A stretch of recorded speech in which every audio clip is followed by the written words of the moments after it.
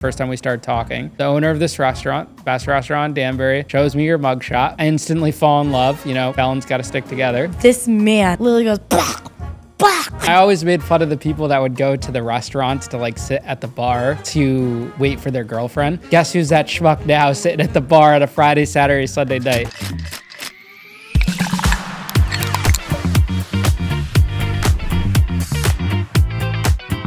Hello, Ian Bick. Hi, Leticia Duarte Bick. Not yet. One day. One day. Fingers crossed. Soon. Welcome to Sips and Secrets. Thanks so much for having me. This is actually, the audience doesn't know, but this is round 2. Was that your first guest? I think so. Yeah, I was you your were. first guest. We canned the episode because we were testing things. Yeah. You did like 3 episodes. Or was Saul your first one? No, Solly wasn't my first one. He was your second one. Yeah. So we did a test. You did multiple tests, which actually got more experience in podcasting than I did because I didn't get a test when I first started. Mm-hmm. And my thing was super awkward. And I was just sitting there like reading a bunch of questions. There was no chat GPT back then. This was like in 2023. I had like 100 questions I came up with. And I would ask the person the question, they would respond, and then I would just look at the paper and ask again. Yeah. Those were like my first 10 episodes. Then by like episode 20, I finally ditched the script and now I just free fall it. And it's very much more organic now and stuff. But anyways, my point is you got a lot of practice before you started. Now you're doing really good. Thank you. I think that what's helping a lot too is that like I'm only really doing it with people that I'm comfortable with. I think that once I start kind of branching out and like doing, I guess not like strangers, but like people I'm not as familiar with, I think that that's going to be a little bit more daunting. But as for right now, I'm pretty comfortable, and I mean, we'll see how it goes. Yeah, how's it feel to be famous? Like people are recognizing you, your clips are popping off. My clips are popping off. Kind of scary. I think that I wasn't expecting it, but obviously, like that's what you want, right? That's the goal. That's like what you're looking to do when you kind of go into a space like this. I don't know. I didn't realize it was going to be this fast and like the abundance of it all. You know, like I didn't think. It was one morning we wake up and like he's just like, you're like, oh, your clip is popping off. And I look at it and I was like, oh my God, 800 likes? That's crazy. It was like 20,000 views or something. By like noon that same day, it was at like 10,000. And I was like, what the fuck? It just goes to show you how important consistency is. Like if you apply that same social media format to anything in life, like you can get rewards from it, especially in social media. And what did we say when we first started? You got to be consistent every single day, never missing a post. I know. That's the hardest part, though. Holy shit. But you're on point. You haven't missed anything. Yeah. Now we just need the Stanziato's Instagram to do the same, and we'll be A-okay. The boss will be happy with us. One day I will get there. Boss, I'm so sorry. It's harder than it looks. Social media is a full-time fucking job. It really is. People don't know like how hard it is. People are like, oh, I want to be an influencer. They put up the first post and then nothing for 2 weeks later. No, and you're the one that was like, oh, you have to respond to all the comments. And then the comments just don't stop. Like I have older clips now that I'll get like 20 comments on a day. And I have to like respond to those comments. And I'm like, I hate all of you. I'm like, seriously, LOL, ha. But yes. The comments make it perform better. Like you see how you responded to all those comments and they just keep shooting up. Even like the reel we posted on Stans the other day with Nem and Lil Mo. Like responding to the comments is driving the traction. It's like your most viewed clip. So it's just so important to do all that. And those are the little things. When I first started on social media, when I was on TikTok and I got like barely any views and like there's people like, why are you talking about prison? Or this is a joke. And I remember on Facebook and YouTube Shorts, literally like 5 views. And they were like people from Danbury just hating. Same thing on Instagram. But I'd respond to every comment, like every message, do whatever. And then eventually it just grows and it compounds. And now like I get thousands a day. Like I can't respond to every comment, but that's what it takes to start. And you just have to be consistent. I haven't missed a single social media post since I started. And even when I went away from Mr. Beast, like Matt, that was the one thing I told him. I was like, Matty Ice. Well, he wasn't Matty Ice at the time, but it was Matt. I said, Matt, do not miss a single post. And that's just like so integral. And that's what everyone gets wrong. Like even you look at restaurants and stuff, how many restaurants put up one social media post, like they get so hyped about social media. We got to do this. We got to do that. And then they put up the post. They have a little bit of a run and then nothing for months. I bet you if we pulled up a restaurant's Instagram page, like pick any restaurant, except for like, Stans is pretty good on point with their social media. But like most restaurants will have pictures from like a year ago or whatever. Like you'll see like little spurts or they'll do like the classic, oh, it's July 4th, these are our special Memorial Day, Christmas, whatever. That's not enough. That doesn't do anything. You have to be consistent every single day. Yeah, I'll get there one day, babe. I promise. I think that now what's helping too is that now I can schedule across all platforms. Yeah, you're having some technical difficulties on Instagram. That was driving me nuts. I'm on ChatGPT and they're like, update your app. I'm like, it's updated. Like, what do I do now? But thank God that situation is resolved and now I can schedule out for the week and I'm a happy girl. Yeah, I'm like literally your biggest fan. Like every time you make a post, because I know when you post, I like it. Sometimes I'll do a repost, hit it with a comment, and I'm always checking your data throughout the day, just seeing what it's at, everything like that. Like literally your number one fan. Well, you know that I'm one of your number one fans too. Really? Yeah. No, absolutely. Your dad, I was showing your dad something on my computer the other day when you were in your interview and I opened it up and like it's literally the podcast that you were just on in Vegas. Oh, the iced coffee hour. The iced coffee hour. So it was like so funny that he was just like, oh, I just watched that last night. I was like, yeah, I couldn't, but I'm going to watch it. I'm going to finish it. Well, I had to make it a point to send you the podcast so you didn't think I was off running around with Matty Ice in Vegas for a day. Good. I mean, how many people got a text saying, hey, we're shooting to Vegas for 16 hours to do a podcast? It's just so random. Yeah, but like your life is random and I'm just getting used to it now, so. Everything's random. I mean, the way we met is random too. The way we met was so random. All because of Morrow. All because of Morrow, all because of Stanziatos. Yeah. I mean, it goes back to like the whole networking thing, right? Like this place you never know. Before we get carried away though, because I do this, I made your little drinky in. What do we got? This looks good. Yeah? You know what it looks like? It looks like that, what's that drink from Harry Potter? Like the butterbeer? Butterbeer. This looks like a butterbeer. It doesn't taste like a butterbeer, unfortunately. I wish we were having a butterbeer. Send it back. I need a butterbeer now. Get the manager on the line. Hello? What is this? So I made you. It's called a Butterbeer. part-time lover. Part-time lover. Yeah. So I'm only part-time? No. Oh. Shouldn't we change it to full-time? You have to let me finish. Mm. This is my part-time lover for my full-time lover. Okay, I like that. Yeah. So is this available on the Stanziatos menu? No. Oh. Okay. Don't come in and order this one. No, you could order it. It used to be on our menu. It was yummy though. Wait, this is really good. Yeah. This is whiskey? Whiskey, yeah. I'm kind of learning about bartending. I know. I'm kind of proud of you. Mm-hmm. I mean, on what was it? Was it our first date or no? It was our third date. I taught you how to make a Moscow Mule. Yeah, I butchered it, but it's all right. I do have a bar with like mixers and stuff. I wonder how many people in the world like buy those like mixer sets and they're like, oh, I'm gonna whip up some cocktails and stuff at home, and just don't, or try to do it or whatever, because the thought of it's cool. So I bought the whole kit, put it there. That was the first and the last time that kit has been used. Yeah, I'm gonna get you a nice one though. Yeah, like one that a bartender would actually use. I think that would change the game for you. Yeah. And the funny thing is, like, I literally owned a bar at one point, even though it was like 5 months when we had the liquor license, and I didn't know how to make one drink. How does that even, like, you weren't even old enough to drink. How could you get a liquor permit? So the liquor permit was under someone else's name. Okay. So technically, I guess I wasn't the legal owner, but like I was the one that put up the money for the place. Statute of limitations is over. But yeah, I was 18, I didn't know what I was doing, but I learned, I guess, a little bit about like cost and like, what is it? Like, it's 25% of your cost, like the liquor, or at least back then. Yeah. I learned how much like pouring, your top shelf, your like all the terminology and stuff, but could not make a drink for shit. Could not make a drink for you to this day, except for that Moscow Mule. I don't know. I just feel like I'm one of those people that just like throw stuff together too and try it out. But I was never really even a big drinker. Like, I guess I wonder how many people do this, but I was always one of those nervous people where they'll be like, what do you want to drink? Like at the bar or whatever. And you say something like, just so simple. I would say a Long Island iced tea would be a classic. I'd be like, yeah, let me get the Long Island iced tea because I'd see that in a movie or something. Then I went through a stage where I would order just a Pinot Grigio at the bar. And we were actually at Dolce one time, and I sat down with my friends, and bartender asked me what I want. I said a Pinot Grigio, and my friends are sitting at me like I got 3 heads staring at me, and they're like, "Who does that? Like, who sits at the bar and orders a Pinot Grigio?"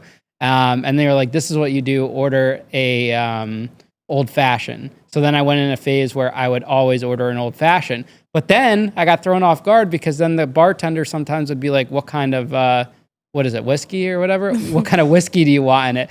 I'm like, I don't know, just like whatever you pick. So I don't know. I don't know much. My point is I don't know much about liquor. If someone told me to pick their old fashioned and they like, I could tell in their face they didn't know, the bartender and me would abuse them. I'd get you like Blanton's, charge you like $50 for an old fashioned. Yeah, I have no idea. I mean, now what are the two top ones that they are? Oh, Makers. Is that one? Makers is a big one, yeah. We don't have Makers here, believe it or not. Okay, I've had people offer me Makers, so I'll say like Makers. Yeah.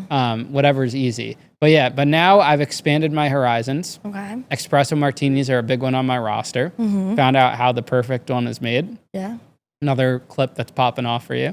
Yeah. I love a good espresso martini though. I know. That was what we bonded over in the very beginning, I think. Like we were talking about like what you drank, like what you were drinking that day. No. Let me backtrack. So the day that we met, you were sitting here and you told me to surprise you with a drink. You're infamous for that. Just surprise me. And I was just not feeling creative at all that day. So I just made you a drink that was on the menu that I'm pretty good with like knowing what people order and like what people kind of gravitate to. So I wanted to do something that you hadn't ordered or like I hadn't seen you order. So I made you the honey trap that day. Yes, that was my first time having the honey trap here. But when I say surprise me when it comes to drinks, it's most of the time because I just have no idea. Yeah. I'm much better about it now. But Stan's has a really good drink list. Like you guys I think I've probably tried every single one at this point now. I'm like a Stan's regular now, you know. Yeah. You find me at the bar. Yeah. And I always made fun of the people that would go to the restaurants to like sit at the bar to like wait for their girlfriend. Because my friend used to date a girl that was a bartender. And every Friday and Saturday night and Sunday night, because she'd be working, he would be sitting at the bar. And I'd be like, bro, what are you doing? Like, why are you wasting your night sitting there alone? Like, doesn't that suck? Or we would join him and stuff. Guess who's that schmuck now sitting at the bar at a Friday, Saturday, Sunday night? You are. Me. I even chat GPT'd. I was like, is this acceptable? Like, is this socially acceptable to do? Yes, it's absolutely socially acceptable to do. I think it depends on like your relationship with the person too. I think that like as long as you're not just like hounding someone down and like just not even giving them space to breathe, you know, like I beg you to come most of the time. I'm like, come. What do you mean you're not coming? I mean, have you ever had a worker where like the boyfriend or girlfriend is like obsessive like during the shift or is like acting crazy? Absolutely. Like sees like maybe if they're the bartender and they're like flirting because that's like part of their job and like they take it the wrong way. Like, no, absolutely. I've had bartenders that, like flirting is kind of part of the job, you know, not unfortunately, but like I don't think that like people do it to like harm their partners or anything, you know. It's just like a relationship building kind of thing, especially behind the bar. I've seen people that like once they start dating someone that's like super crazy and clingy and stuff, they completely like retract and like they're not as social anymore. They're not as fun, bubbly. Like I've seen a lot of that. I've seen that actually, believe it or not, in boys and in girls behind the bar. I feel like it's got to be an age thing too, though, because like I remember when I was younger, like you get jealous when your girl is even talking to another guy or in that type of manner, you think they're flirting. But now that I'm older, like you talk to people all the time. It doesn't affect me. You know, it doesn't, I don't know. It's just, I feel like it's different when you're older and you have more experience. Yeah. And I also think that like you come from a background similar to this one. So you kind of understand like, no, not even kind of, you do understand like that whole like schmoozing thing. And like, I have to do that. Like that's part of my job and you have to do that. That's part of your job because I've definitely been in relationships where like, I can't even hug someone that like I've known for the last 8 years that I've worked here and I know him and his wife and his kids. I can't hug that person because the person that I'm talking to at the time is like, who the hell is that? Just because you don't know them, babe, doesn't mean that, you know? Yeah, it's definitely an age thing though. Like when we were kids and stuff, when someone's hugging another, I don't know, it's just I don't even think it's age so much. I think it's definitely like maturity and like insecurity wise, like I don't know, some people just don't got it like that, baby, and you got it like that, so. Yeah, I mean, I'd rather just be in bed at 8 o'clock. I don't really want to go to an event and schmooze and stuff, but that's part of my job. Like, I have to go out and schmooze. And, like, even the other night, like, that was a lot. That was, like, intense. Having the party and just walking in, and I didn't get a break. I had to just say hi to everyone and pictures and thank yous and this and that. It's a lot. And that's, like, I feel like that's the most stressful part of my job is keeping up. So every time you do a podcast with someone, you're essentially building a relationship with someone. It's like networking at the restaurant with, regulars and customers. So I do 5 a week. So say I record 7 episodes a week. That's 7 new people I'm forming a bond with, a relationship with, and that are trusting me with their, deep information. They talk to me, they text me, they want to have conversations with me, and that compounds over time. And I've interviewed over 400 people. So it's just like sometimes it gets overwhelming. Like today, I think I had like 7 or 8 people text me just about whatever, and it's just sometimes it's just like a lot. And it's like I want to crash out. No, I know that feeling all too fucking well. Did you guys have a lot like when you were at Tuxedos? Like how many people kind of went to you for? I guess what I'm asking is like how many people were on your team? Like how many people like were counting on you for the answers and. So for Tuxedos, like the crazy thing about it is it was really just a one-man show. I did everything. One was I was always like very controlling. Like it needed to go my way. I need everything to look a certain way and like run a certain way. And 2, I had no money to really operate the business in a legitimate way. I mean, there would be times where I was running to the laundromat on White Street across from Tuxedos with ticket money, like $20 or $50 bills or $100 bills to get change for the registers, and then run to the dollar store down the road with a shopping cart because I didn't have my driver's license because it was suspended, to fill it up and get water, sodas, Red Bulls to serve at the bar because it was a non-alcoholic at that point. All while doors are opening. There's a line of like 500 people down the road, and we have like the Chainsmokers playing. I remember the day the Chainsmokers played, there was a snowstorm. I'm outside shoveling all day long while answering the phone of 1,000 people's parents calling because they're all kids saying, hey, is the show on for tonight because of the weather? And because there was a terrible snow that day. It was Thanksgiving Eve in 2013 or 2014. So I was just a one-man show, literally running everything except for like the production team because we rented the gear. They would come in and security and stuff. But other than that, it was really just me. And I had a few friends or old friends at the time. Like even Matt was one of the guys that I had met along the way and that would help me and stuff. But for the most part, I did everything. And after a show, like a typical show day, say the Chainsmokers were playing, and it wasn't like a snowstorm, but I would get there 9 or 10 a.m. If there was a show the night before, I'd sleep in the office. But my dad would drop me off at like 9 or 10 a.m., be there all day, setting the place up, cleaning the place. After the show, I'm there like all night cleaning the girls' bathroom, which, by the way, girls are disgusting at these raves, like literally disgusting, with just opening up the little trash cans. Like the girls' restroom was way grosser than the boys' restroom. Yeah, 100%. But the boys are also more destructive. So you had to take the mirror down in there because they'd keep smashing the mirror. There's no mirror. But I would clean the bathrooms, all the confetti, all the bottles. They still come up in my memories to this day because there would be like, we'd take photos of thousands of plastic bottles all over the place at confetti. I'd take a leaf blower and blow it. It would be like 3 or 4 days to clean that venue up. And when we did the paint parties, it was even worse because you're power washing it and stuff. But I literally did everything. I busted my ass just to get everything together and do everything, all to make no money. Yeah. That was the sad part. And it's even worse, like not making money, it's losing money too. Like when you have a big show and you lose like 10 or 15 grand. Because the concert industry is brutal. Like you could have 1,000 people in that place or 1,500 people and still lose money. Because these acts are getting thousands of dollars. Like That's literally crazy. thousands. We paid the Chainsmokers 25 grand to come there that night. Adventure Club, 20 grand. 21 Savage, like 23 grand. Things like that. It's crazy. Funny story about 21 Savage. So when we booked him, we sold it out. I actually made money on 21 Savage at Danbury. That was my second to last show there before I went to prison. I went to that one. You went to 21 Savage? I did go to 21 Savage. So place was packed. Great. That was like our first real hip hop show because it was mostly all EDM, and I did Kid Ink there too. But 21 Savage, right? Oh, we did Ray Shremmerd too at one point.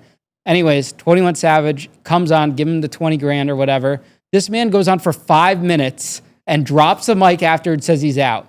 Goes to a Sprinter van, picks like a random girl, leaves with her in the Sprinter van, and then goes, we put him at the La Quinta up by Walmart, right? Next day, so at this point, the reason why we put him at the La Quinta is because I was banned from literally every hotel in Danbury by this point. Every time we booked a guest there, the guests would smoke in the room. they would damage something. Like these artists are notorious for ruining these hotel rooms. Even if it's in their name, I was still the one booking it. So we ruined our reputation, all these hotels over like a couple year run. Next day, I get a call from La Quinta saying, hey, you're not welcome here anymore. You can't book a hotel. I'm like, what are you talking about? 21 Savage's crew tried to break into the Outback in the middle of the night. Because remember how the Outback Steakhouse used to connect to La Quinta? Yeah. They tried to break down the door drunk. Not 21, but his team at like 3 o'clock in the morning. And I got charged for that too. What? But those are the types of things you deal with. Yeah. Crazy. So luckily I ended up in prison a couple weeks later because I didn't need any more hotel rooms. But that would make me crash out. I'm sorry. That would make me crash the fuck out. You deal with this all the time. The worst thing too, the green room at Tuxedos. So artist riders are crazy. Do you know what an artist rider is? No. So a rider is what the manager, the agent sends over to you when you sign the contract saying, these are all the things you need in the green room, in the hospitality room. So it'll be like an expensive bottle of champagne, like an Ace of Spades, like bottle of Grey Goose, bottle of Ciroc, like everything to the T, socks, a pack of gum, sort the Skittles. Like, have you ever heard those rumors where it's like the artist just wants green Skittles or red M&Ms or whatever? Like Tyga, when we booked Tyga, we had to actually sort out the Skittles or M&Ms to the color. I forgot which ones it was. And he wanted like the $1,000 Ace of Spades champagne and stuff. But they want all this stuff to the T and they don't even use half of it. It just sits in the green room. But every time we would be like, don't smoke in the green room. Don't get into trouble. Like keep the alcohol limited or just to the green room because we didn't have a liquor license and the city was after me to like shut the place down.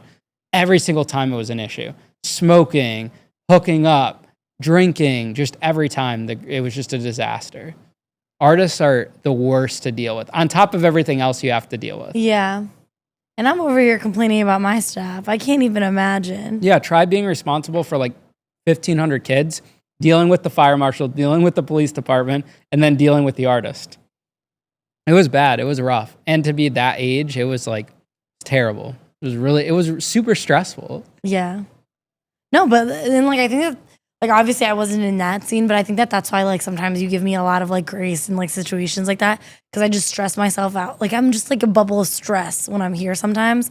And like you're just like, it's okay, like blah, blah, blah. But you have experienced that. I mean, I've been in your shoes too. Like even at Whole Foods, I had a team of 45 people, underneath me, like managing the whole thing. I went without an assistant manager for months. And I would literally go into Whole Foods at 6 a.m. the holiday season. Like I know what the holiday season grind is like for catering. I didn't celebrate like really Thanksgiving or even like Christmas for the 3 years I was there with my family because it was eating up all my time there. I mean, you get in at 6 a.m., you got catering orders all day on top of your normal customers. So like, for example, your job, you have catering, you have events, but then you have the restaurant too that you have to deal with. So that's what I was doing as well. And there would be nights I'd leave 11 p.m. or 12 a.m. and then come back at 5 or 6 the next day. It's brutal. Yeah, it's so brutal. The retail business is crazy. And like, especially, so this is what I wanted to bring up. Dude, the deli. You hear about these stories about like Karens at Starbucks with their coffee orders and everything like that. You mess up a prosciutto order or prosciutto, whatever the Italians call it, right? They want it sliced super thin, like literally paper thin. And it's the pain in the ass. And they'll come up, these mostly it's a lot of times like women, and they'll come up and they're like, I want a pound. And it's literally like paper thin. And they get mad at you and they start like, they start cursing and they start bitching if it's not sliced like a certain way. And they get all up in arms. And it's like high pressure because you're trying to get it super thin. And you know how much you need to make it like a pound, especially over the holidays because that's all they're ordering? It's terrible. But I've never experienced more Karens than at the deli line at the charcuterie station at Whole Foods than I ever have in my life. That is so funny. Crazy. I've never experienced more Karens on a Sunday, but I'm not allowed to say that anymore, so the crazies. I won't. That's honestly, that's like at Whole Foods. The crazies come out on Sundays. Like, and it's not even just Sundays, it's at night. Like right when you're about to close. Like, so the charcuterie station, the deli is the hardest venue to close in a grocery store because you have to clean the slicers. You have a slicer for each meat. You have like your organics, you have your chicken, you have your turkey or whatever. ideally you want to still leave at 10, like when it closes at 9, you want to get out by 10. You start closing slicers early. There's always that one customer that comes 5 minutes to close and wants all of these deli meats ordered, and you have to open up every single slicer after you already cleaned them up. Every single time. That would make me crash the fuck out, babe. You don't understand. Like there's times that people will call it like 9:45 on a Friday when it's been dead for the last hour, and I'm literally like, where the hell were you? Even 30 minutes ago, you know? Oh my God, no. I just think people just don't, like, I don't know. Maybe they're just in their own world or they don't respect it. Like, restaurants are a little different because you expect the kitchen to stay open till that time. I guess it's the same thing in retail. I don't know. I just feel like if I was a person, like, I'm not going to a deli at 9:55 if it closes at 10 and ordering every meat and then complaining that you're not using that slicer. Crazy. That assigned slicer. And like the whole organic thing, I don't even really understand. Like the organic chickens and the not organic, people flip out about those rotisserie chickens. Do they really? Yeah, because Whole Foods has the organic and conventional. People go crazy about these organic chickens. Like literally lose their minds over them. Did you work in the one in Danbury? Yeah, that's where I started when I got out of prison. Yeah. I was the hot bar cook, like literally running the hot bar and the salad bar there. And it would be funny because I'd run into people from Danbury and they would like stare at me and I looked different because I like lost a lot of weight coming out of prison, and they would just like stop and stare. And funniest thing about working at Whole Foods when I got out of prison, and I feel like a lot of people find this relatable, is I was on an ankle monitor. And remember during COVID, there was like because this is like before COVID, but I remember COVID brought out all those TikToks about like people on ankle monitors and stuff because everyone else was on technically home confinement. So I had an ankle monitor on because I was on house arrest for that year. And I would always wear pants. Even at the gym, I would wear sweatpants and I would like put my sock over because it's like this bulky thing. And someone like saw it or something and like said something to everyone else. So there would be like coworkers from different departments trying to like come to the deli to ask a question just to see it. And then that's when I met Shane. You know, my buddy Shane. He was the only one that came up to me when I was on the slicer one day. He picked up a shift in the deli. He's like, "You're the kid that went to prison, right?" I'm like, "Yeah, you're the first person that actually had the balls to say something and come up to me." Yeah. And we've been friends ever since. But people are just very gossipy. And I'm sure that was like that with you when you had your quarrels in life. Yeah, no, it was funny too because people were and it's so funny, and I'm sure you can relate too, or I know that you can relate because we've talked about it before, but it's just so funny, like the people who have your back that you didn't expect and the people who you expected to have your back and didn't. It's actually insane. And like, I think that like, I know that I'm kind of like tied to this place and I'm bound to this place for a lot of different reasons. But like one of the biggest things for me is just like how supportive everyone was for me. Like everyone was genuinely concerned about like my well-being and like making sure that like I was okay and like I wasn't like going through like these, I don't know, like these manic episodes, I guess. Like everyone was checking in on me all the time. And like there was friends that I had like outside of this place that like I would consider like my best friends, and like we've talked about it, like, oh yeah, like this person will be like in my wedding party one day, and like this person will be like in my kids' lives, and like like you talk about things like that, and when you start talking about the future, it's so funny how like many people that I consider to be one of those that I just don't anymore. I think it has to do with if they're a true genuine person. Mm-hmm. You know, like out of all the friends that I thought were genuine or that cared about me, only 2 came to visit me in prison. And just like family that showed up for me, or the people that are there for you in your lowest moments that show up for you are the ones that really care about you, and also the ones that know you for who you are.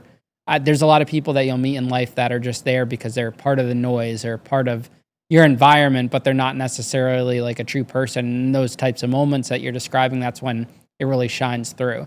I remember when I went on a prison phone on Facebook for the first time and saw all the negative comments, like just like what happened to you, everyone sharing that article with your mugshot.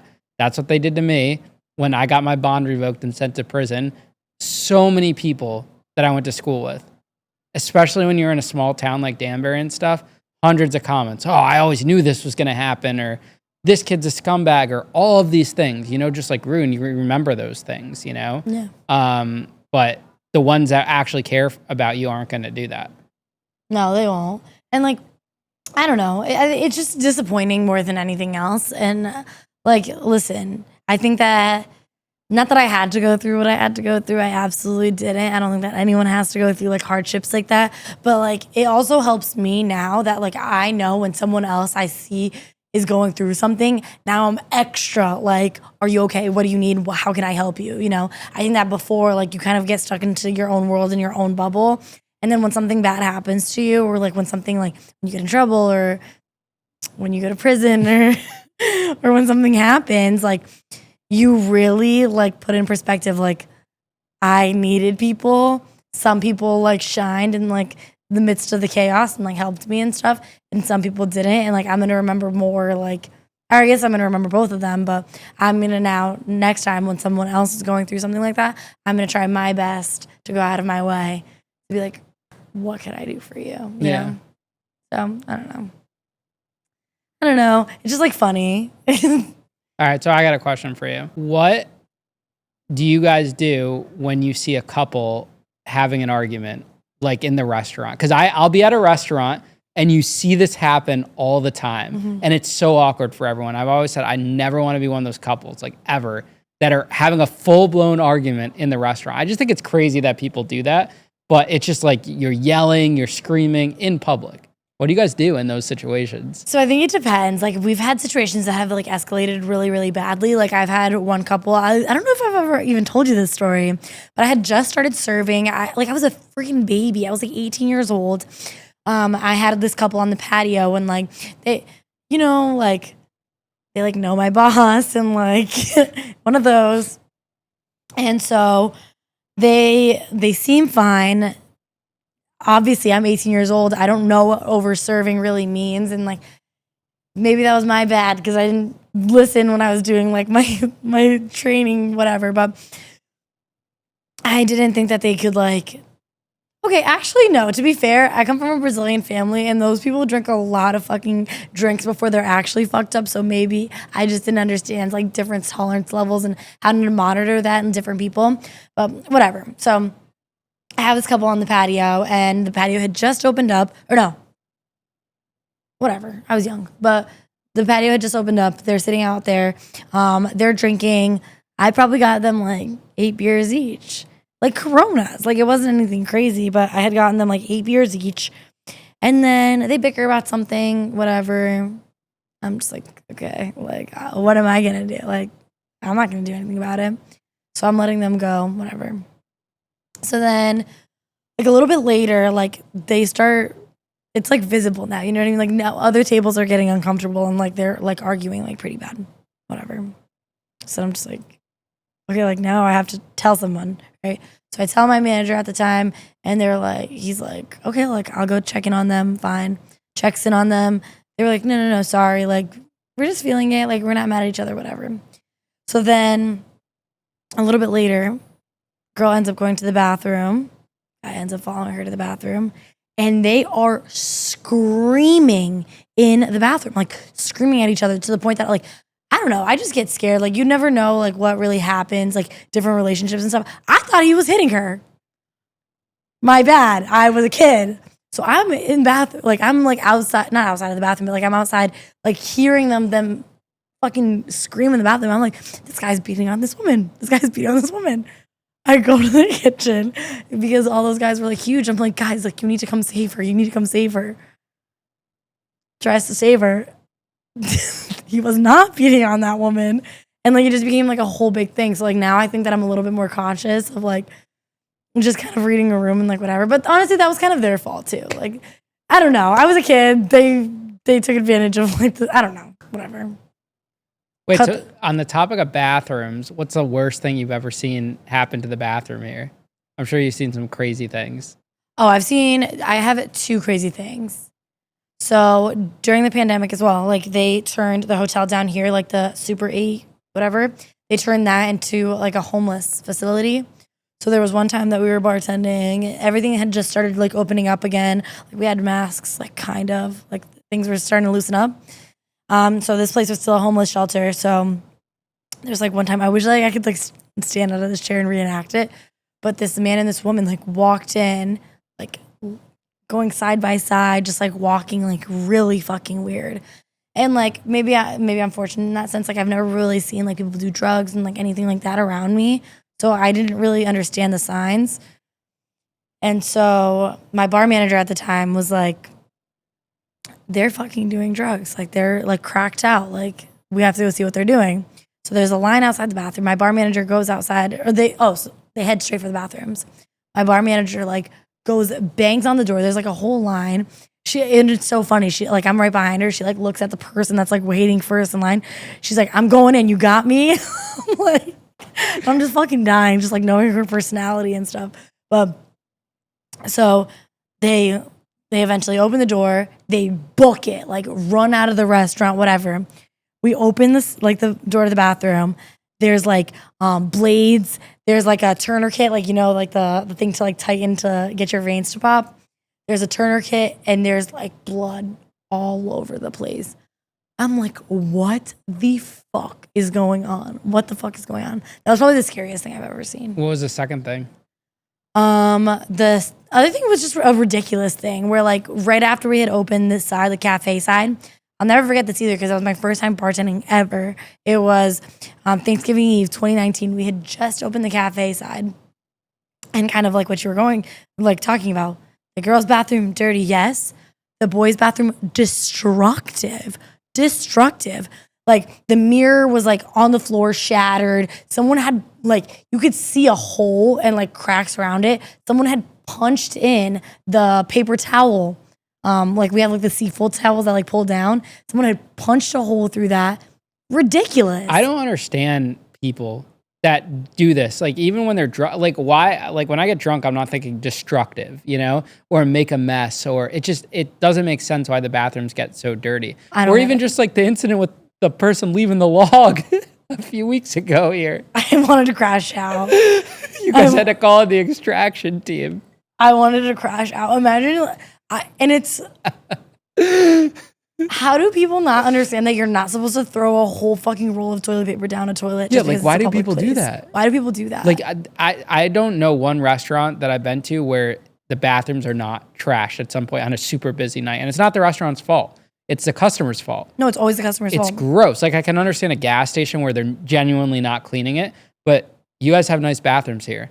A busy night and it looks like a tsunami hit it. Yeah, no, absolutely. Like it's crazy. There's no need. And we're not talking about just like busy use. We're talking like people are destroying it. They're ripping toilet paper off the wall. They're throwing tissue. Like it just doesn't make sense. They're putting soap all over the floor. I don't get it.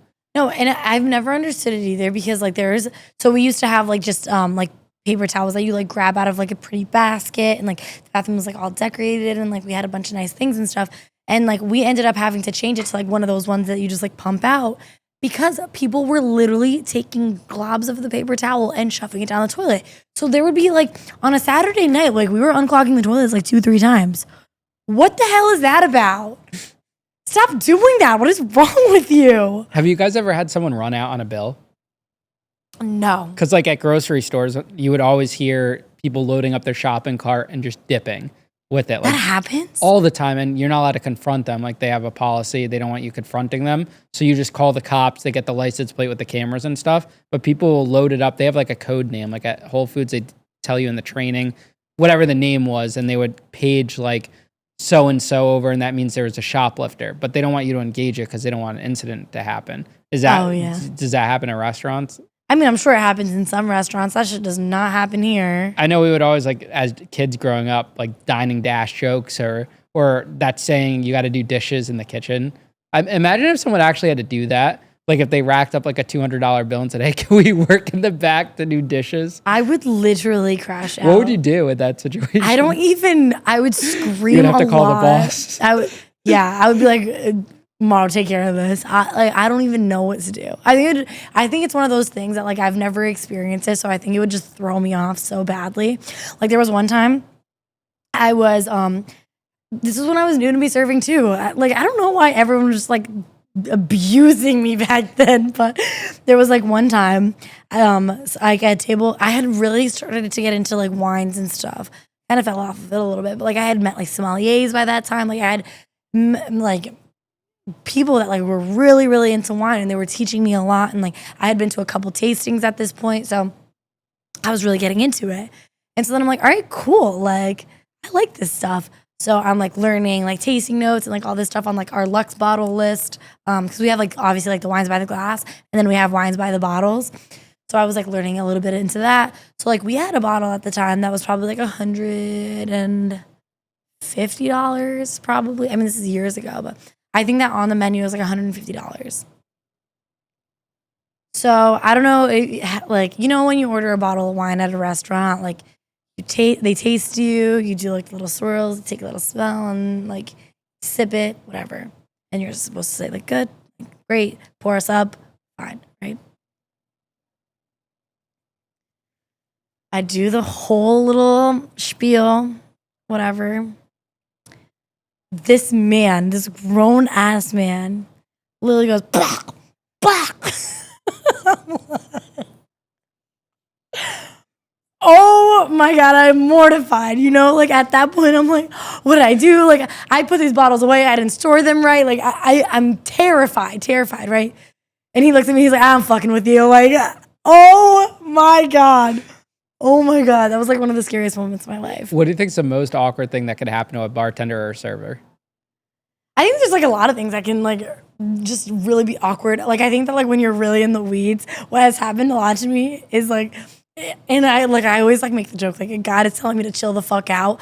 I almost always soak myself in something when I'm just like super high stress. Like the other day, like I was just, there was so much happening, and then like the bar was like underwater, and like I manage the restaurant, you know? So I'm kind of like afloat. Like I bounce position to position, like doing whatever I need to do. So I'm pissed. Like I'm so annoyed at like the day. Like I'm just so ready to go home. And like I'm just complaining, like, oh, like I'm annoyed, whatever. Bartender couldn't find the keg. I find the fucking keg. Bartender does not have time to change the keg. I change the fucking keg. I like push down, the whole keg just all over me. And then I get out of the walk-in, and I'm like looking around. My hair is a mess. My shirt's soaked. And I'm like, you know what? God was telling me to cool the fuck down. That's what just happened. So it's happened to me a couple times. But. I feel like if I was a server, my biggest fear would be dropping the food. Like if it just comes out, or drinks. Because I see like the talent you guys have holding some of these trays. I remember at like Olive Garden, because they would have like those stands. I know they're kind of tacky now, but those, what are they? Like the hotel trays or whatever. Mm-hmm. And they would, just the talent to bring one of these trays out and put it out there. Incredible. But I would always be like, yeah, I couldn't do that. I'd be so afraid to drop it. No, I think that like part of the experience is you have to drop it at least once so you can like learn it. No, I'm not kidding. There was one time I was a runner at the time, and I was carrying pizzas out, and like I had just learned how to like carry 3 pizzas at once, so like you kind of balance it and stuff. But we put tins under the tin, like that the pizza go on, to make sure that like you don't burn yourself and like drop the pizza on your way there. So one of the pizzas ends up like sliding a little bit off of the pan and just like burning me. We have a 900-degree oven, babe. Like those pizzas are hot as fuck. Slides in, I jolt a little bit. The pizza slips off of the tray. This woman's, those giant Louis bags on the floor, pizza and tray just fall in her Louis bag on the floor. And I'm like, I'm gonna cry. Like I look at her and I was like, I'm gonna cry. I don't know what to say. I'm so fucking sorry. And like I think that I've just gotten really lucky in that sense too, where like her and her husband just looked at each other and like, like we've been servers before, we get it, but holy fuck. Yeah, you always see like at restaurants that does happen. Someone spills wine on one of the customers. I mean, that's a customer. I don't know. I feel like there's nothing that can really make up for it in the moment. Like if you're wearing something that's white or something and you literally get stained, you're on a date or you're at dinner. Like I don't know if the free meal really makes up for it or comping something. You're still going to always remember that happened.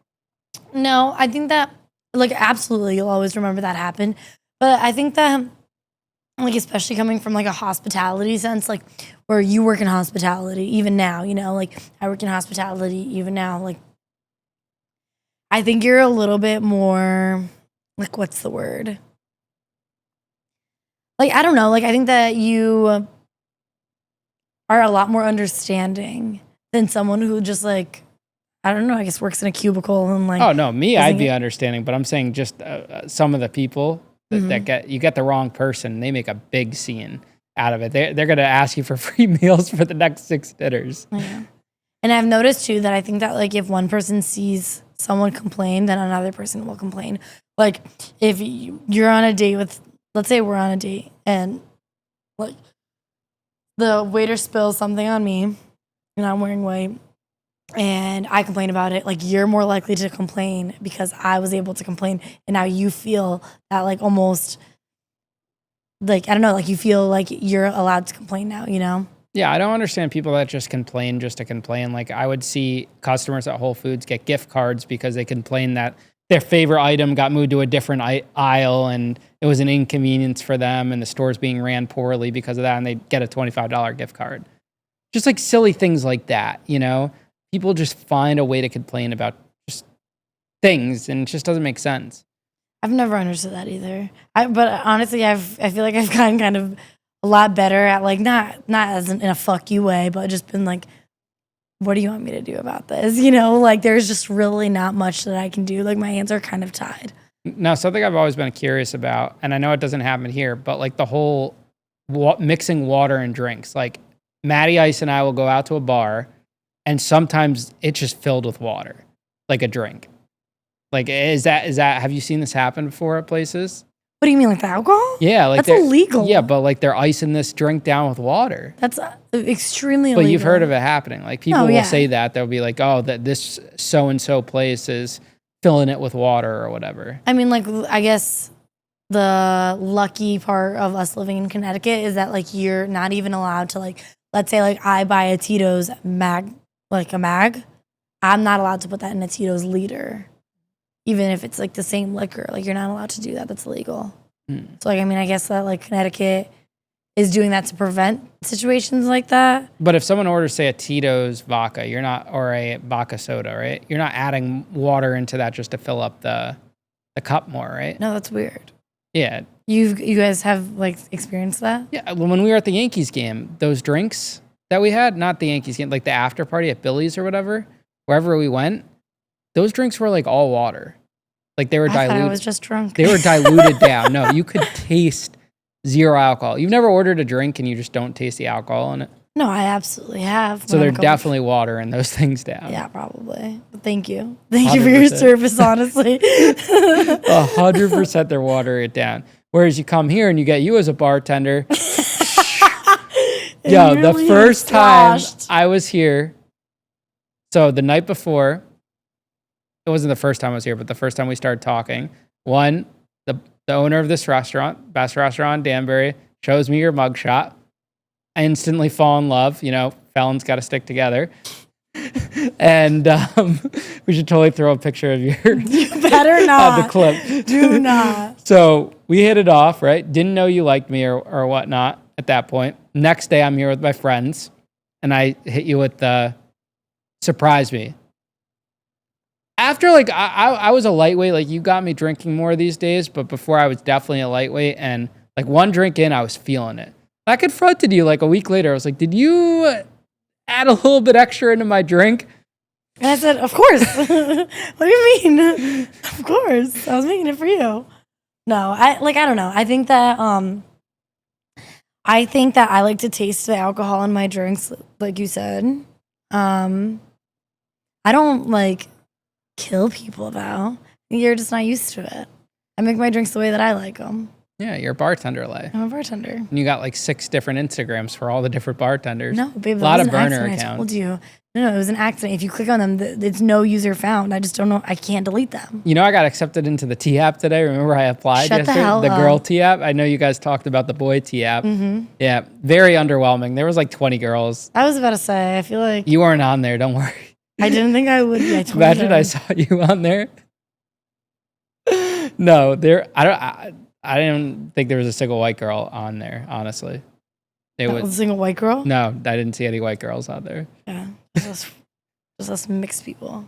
Yeah. Screw us. It was, it was interesting. Yeah. Very underwhelming. There's not as many like likes or dislikes or comments. It's mostly thirsty guys just being like, anyone know about this girl? Or not because they did anything wrong, just curious, you know? Yeah.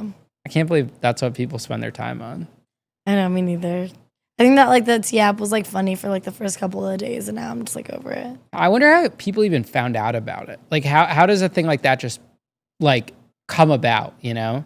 Yeah, I think that was just more like I'm doing it because my friend's doing it and their friends are doing it and their friends are doing it, you know? So I think that that's more just like verbal and like, I don't know. I think that's more of like a social media thing more than anything else. Yeah. But I think that, I don't know. The tea app was funny for a little bit.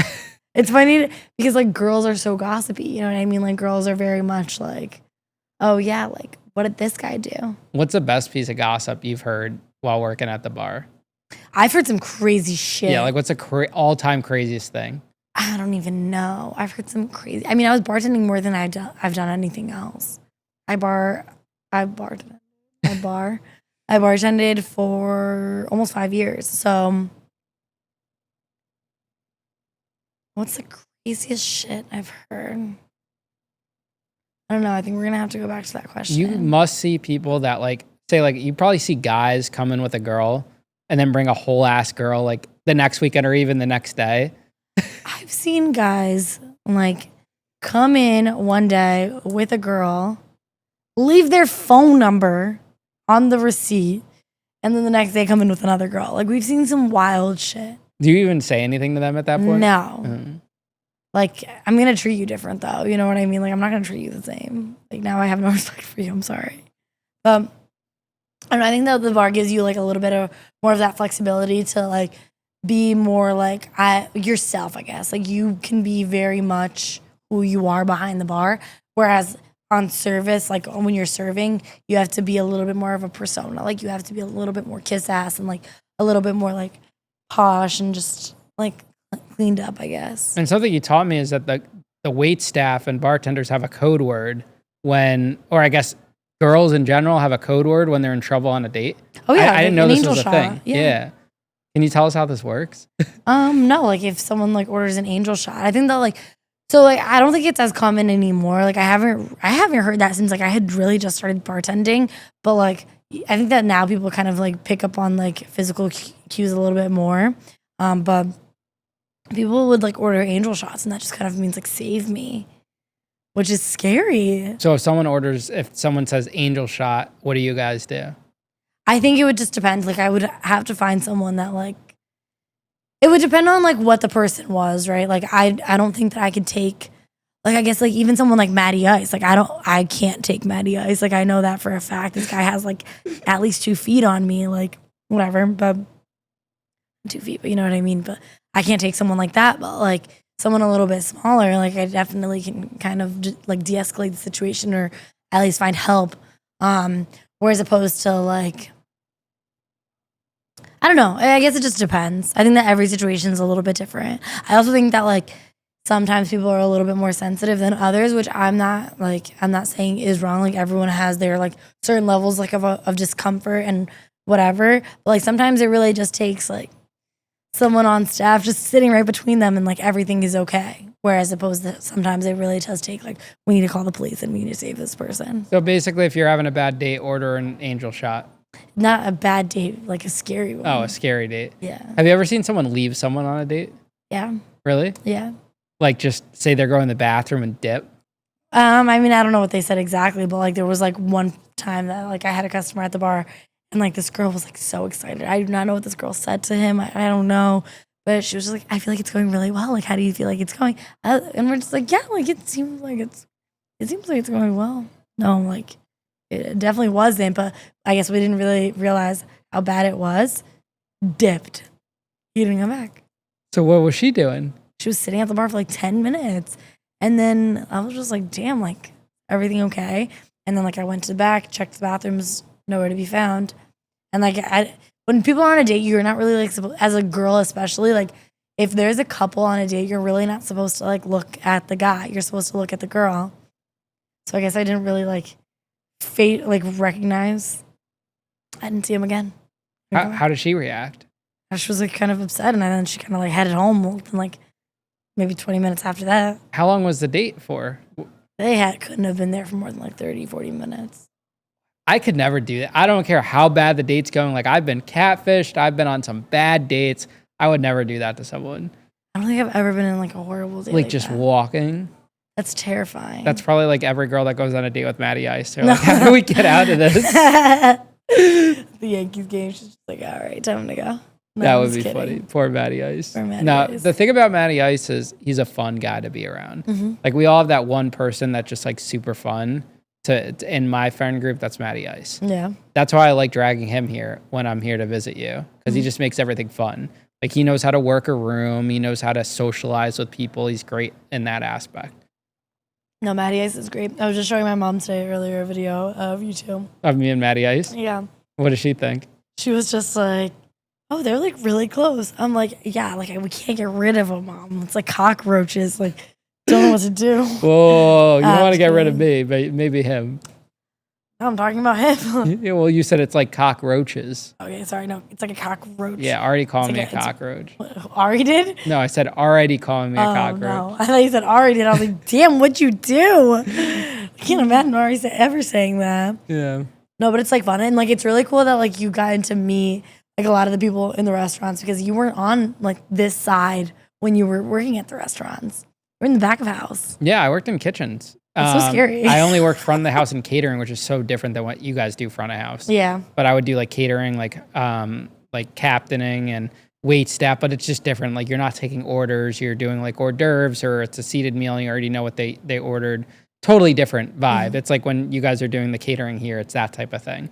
So a wait staff at a restaurant definitely intimidates me. But in restaurants, like, I worked the pizza, like the oven you guys have, except like a rotating one. I did pizzas, and that's high pressure, where you have to bang out the pizzas fast and everything's like riding on the pizzas, and you have to fire it at the perfect time because they take so quick to cook. They're so short to cook. Yeah. So you have to match it with the kitchen. It's a lot. It's a lot. No, I can't believe it's funny to think about how that used to be my life. Yeah. Like the restaurant business and stuff. And that's why I guess I understand like your schedule and everything. And I'm more flexible now with my schedule too, because I kind of just make my own schedule and I can move things around and whatnot.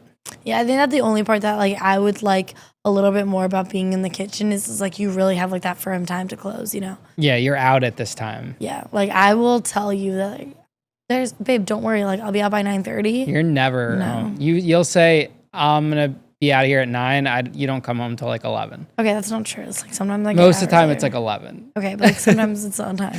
Yeah, that's the only bad part, you know? Yeah. Because then I'm sitting there waiting up till midnight. I'm just the worst girlfriend in the world. No. I didn't say that. You're a great girlfriend. Except for the days that I work.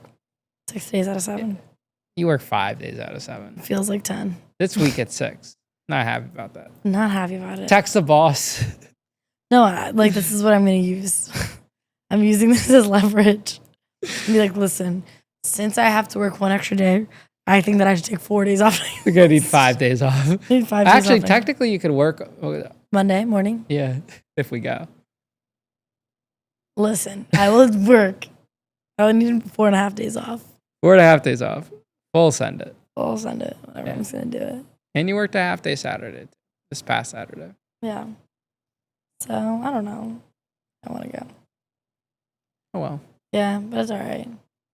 What do you think about working, or I guess, what do you think about being with someone that's like in the restaurant industry still? Do you get like flashbacks and like?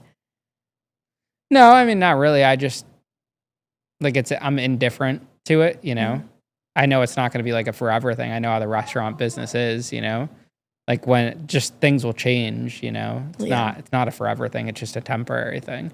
I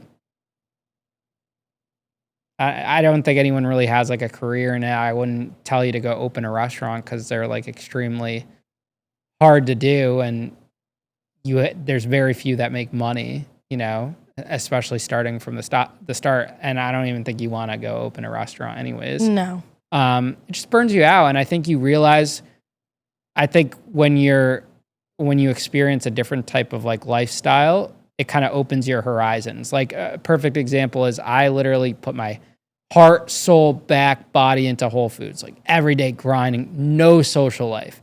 Like when I had a girlfriend at the time, like it was strict, in bed, early, sacrifice, so much fun, gotta work, can't call out. I called out like a handful of times. I called out like one time for July 4th because they didn't even need me and I felt bad just to like hang out with them and party and stuff. But I was just all grind, and I spent 3 years of my life doing that. And yet it helped me rebuild my life, but it's also like that's time I'll never get back. So I do more things that are fun and spontaneous now and that aren't boring because I know life's short. You know, I want to experience a lot of things, and I already missed a lot of time being in prison and then, you know, spending all that time working. So now I'm more spontaneous. I'm like, hey, let's do this. Like when we went to Florida, you know, hey, let's go to this. Let's go to Universal Studios for the day. Let's do things like that. And the cool thing about my life is like I can mix work with fun. And they kind of go together and you can piggyback off of that. So I think when you're with someone that opens it up to that lifestyle, whether it's a friend or boyfriend or girlfriend or whatever, it kind of changes your perspective. And you're like, wow, there's a whole another world out there, you know? But when you're around a bunch of people where it's like work, and that's your mindset and everything for years, you kind of get sucked into that too. So I think you're starting to kind of like see the bigger picture, because you always tell me, you're like, you were so focused, you would work your 7 or 8 out of, 7 days a week, and now you want your days off. Yeah. And there's nothing wrong with that. There should be a healthy work-life balance. I never want to work, even if God forbid I had to go work at retail tomorrow, I'm not working 7 days. Like I'm going to enjoy my off days. I'm going to disconnect. That was something I was never able to do before, like disconnect from work, Yeah. So I think that's just so important. And finding something that allows you to do that, because there's so many options that allow you to do that, Yeah. And you realize like that extra money is just not worth it in some things, that expression like bad money, or like there's just certain things you just don't want to do. That's why I'm more strict now more than ever. Like I don't want to do anything I don't want to do anymore. Yeah. I don't want to go on a podcast that I don't want to do. I don't want to spend time with people I don't want to spend time with. I just don't want to do it. So it takes a lot for me now to do things outside of my circle. How I like you, because I'm spending my Wednesday night or Tuesday night here with you, setting all this up, being your producer with Maddie Ice. Oh, you're such a good producer, though. I am. Like, it's funny that you say that, too, because it's, like, for me, I don't know. I think that, like, for the longest time, I've only been managing really a little over 2 years now. I've been in the industry forever. Like, I'm going on 8 years at the restaurant in general, but I've only been managing for the last 2 years. And, like, this is kind of, like, the first time I've even started kind of putting my foot down, where, like, I had an employee tell me that, so he left. He leaves the restaurant, like, even though I didn't cut him, whatever. He was already checked out. He had already, like, put in his 2 weeks. Like, and that's kind of like a battle you fight with yourself, where, like, what am I gonna say? Like, I know that he's leaving. You know what I mean? Like, it's just kind of an internal battle. Like, I'm gonna say something, but I can't say too much. But I'm just like, what the hell? Like, you screwed us tonight, Me texting them. They text me back, and they're like, can we talk about this later? Like, I'm at home. Like, I'm doing stuff with my family. Like, I'm not at work right now. We'll talk about it at work. And I took it as, bet. Okay. That's the game that we're going to play. Fine. I am tired of sacrificing my personal time, because even when I'm not working, I guess you didn't even have to see like too much of that side of me, but like even when I wasn't working, like I was doing something for the restaurant. I was planning a menu. I was doing a party. I was on emails, on phone calls. And like, I was just doing all this stuff like for the restaurant constantly. And not that I don't take pride in that too. I love this restaurant. I would absolutely, if any other restaurant tried to hire me, like, joke's on you, no. Like, absolutely not. I would never do this for anyone else. But like, it just kind of got to a point where I was just like, why the fuck am I breaking my back for people who swear they're my friends, who swear like they're good coworkers of mine and stuff? And I'm not saying that some of them aren't, like they are, but whatever. Like, I text him back and I'm like, bet. Okay, cool. Couple days later, something's wrong with payroll. It's a Monday, babe. Guess who's off on Mondays? Me. Guess whose fucking problem it's not? Me. I text him back and I go, I'm not at work right now. I'm not talking about work stuff. And guess what he had to do? Wait till the next day. Because what the fuck? Like, I think that's like another part that people don't realize, like that the manager like takes, not only the manager, you know, like my boss takes a lot of the heat too, but like you can't fucking clock out. You can't clock out in an industry like this. And like, it works until it doesn't work, or it works until like it leads you into something else, or like it works until you find that balance in between, you know? Like I know a lot of people who like started managing and then like completely stepped back and like went back to serving and bartending. And I know people who started managing a restaurant and they're like, okay, no, go into catering. You know, people pivot in different ways, but I also know people who like were managing things that were more corporate and then like came into like a management of a restaurant. I guess like everyone has their niches and stuff. And I think you just don't want to feel burnt out. Yeah. Once you start feeling that burnout, that's when you know you kind of have to pivot. Because you're not useful to anyone when you're burnt out. No. Like doing the Mr. Beast thing helped me reset because I was starting to feel burnt out. Just doing the same thing and grinding and doing all this work, you know? And it gave me kind of a good reset and it kind of realigns your vision and what you want to do. And the whole 2-week notice thing, it's like such a double-edged sword. Because it's like, I'd rather, if someone's putting in their 2 weeks, unless they're a really good employee, I'd rather them not even show up because they're just dead weight. Like, it's just like, go home and get out of the way. Unless they're like a really good all-star that you know is going to give it your all and they're going on to something better and they're mature. But I'd say 90% of workers that put in their 2 weeks that don't give a shit about their job, you're better off not even having them there. Oh, yeah, no. I'll either like wean them off or just like cut them out of the schedule. Yeah, it's crazy. Yeah, like you weren't useful when you were here and didn't have intentions of quitting, you know? Yeah. I don't know. I think it's just so many personalities. I think that's the hardest part. And for me, like I'm 24, you know? Like wow, so old. No, I mean that in reverse. Like I'm 24, I'm very young, you know? Like I've been managing this restaurant since I was 22 years old. Like, and you do pretty good for your age. And I do pretty good for my age. Like life-wise and maturity-wise, I think that I'm very well off in like where I'm at. I thought you were 30. Yeah, I was insulted, but it's fine. Anyways, but I think that it's just hard for me because like I was raised on this and like you were raised on that, you know what I mean? Like your dad was always like hustling, doing like whatever was next. I was raised the same where like my parents were just like, okay, like we're doing this now, we're doing this now, we're doing this now. Always just like moving. Always working, always doing something. And like I was brought up on that. And now it's just almost like, why does not everyone else think like this, you know? Like you almost start like hating other people for living their lives the way that they want to live their lives because you're putting so much more effort than other people. Yeah. Ian, thank you so much for coming on the podcast. You're welcome. It was a blast to do this a second time with you. A second time. This just felt like just like a venting session between us, honestly. I thought it went pretty well. No, I thought it went really well too. Good. Yeah. I'll send you my bill for my appearance fee. Ah, damn it. You're one of the divas, huh? I'm a diva. I have my didn't stock the rider green waiting for me. Yeah. Yeah. It's my green room stock. No, it's not. I want a I'm 5-course sorry. meal, my water, everything. You got nothing. I'm never coming back on this podcast again.